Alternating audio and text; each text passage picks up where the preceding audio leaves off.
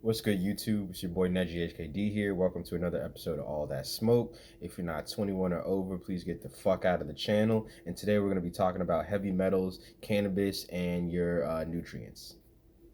All right, today's episode we're talking about nutrients and the levels of heavy metals in them.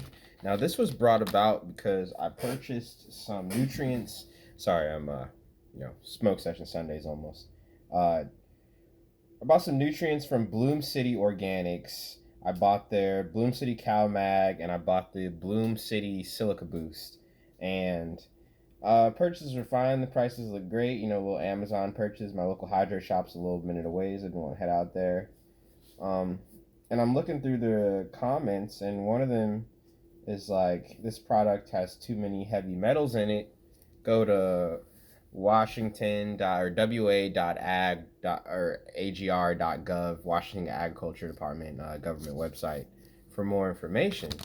So I'm smoking high. I'm like, yeah, sure, we'll go check this shit out. So I go there, WashingtonAg.gov. I click on the fucking website and I look up Bloom City, their Silica Boost, and I'm going to show everything on the screen here, but I'm looking at my computer right now. So we have arsenic reported out of the nitrogen analysis with 5 ppm. That's already got me like, bro, what the fuck? Like, because there are some metals, like you'll often see lead come out of the boron analysis, and I don't really know what they're mining it from, but I see that kind of, not all the way across the board, but like more often than not.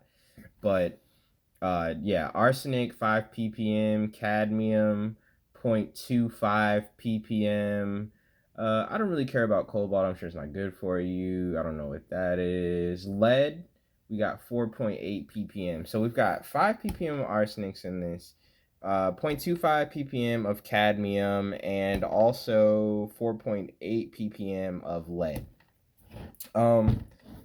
For 1 or 2 runs, if you're growing things that aren't combusted, this is probably fine.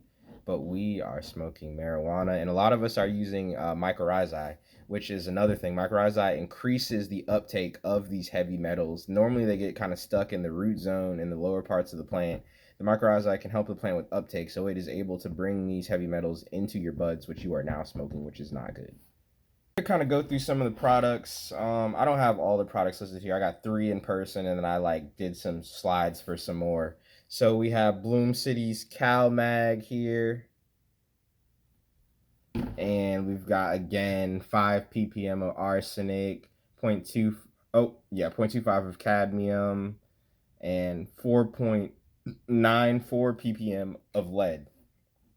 Again, 1 or 2 runs, this isn't really that big of a deal. If you have Bloom City stuff in your garden right now, I'm not saying throw this out. And I should also mention that these levels all fall within the FDA's acceptable heavy metal use. That's how they're on shelves. But fuck the FDA. They don't care about you. They don't care about me. They only care about the money that comes from licensing these products and getting them out on the market. So I, for one, will not be going back to Bloom City after these 2 bottles are out. I am going to use them, though, because I paid good money for it. The last physical object I have is a bag of Maxi Grow from General Hydroponics. And the reason that I'm doing General Hydroponics is because a lot of us in the industry have a pretty bad rep. General Hydroponics got taken over by the people who own Scott's Miracle Grow. So they're basically Scott's now. And but what I will say, and I only have 1 General Hydroponics product up here, I looked through WashingtonAg.gov through these products. General Hydroponics products are pretty fucking clean, and so that combined with the ease of availability and how cheap they are, the only other company I could say that's really holding a candle to them in how, like, terms of the cleanness to cost effectiveness of their nutrient line would have to be J.R. Peters, or Jack's 321 is what some people know it as. And so for the Maxi Grow, we've got less than 5 ppm of arsenic, and the less than symbol here indicates that the metal was not found at or above minimum detection levels.